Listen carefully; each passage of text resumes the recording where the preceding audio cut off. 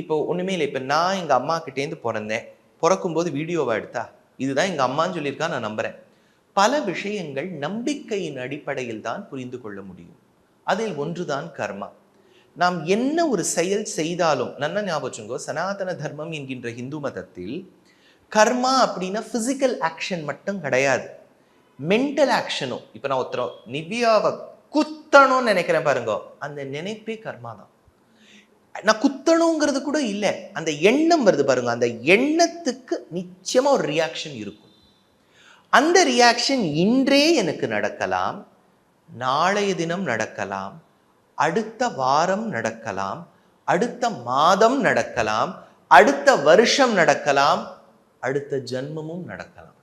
So நான் இன்று செய்யக்கூடிய ஒரு செயல், அதற்கு உண்டான பலன் அது ஏதேனும் ஒரு நாள் எனக்கு கிட்டும்.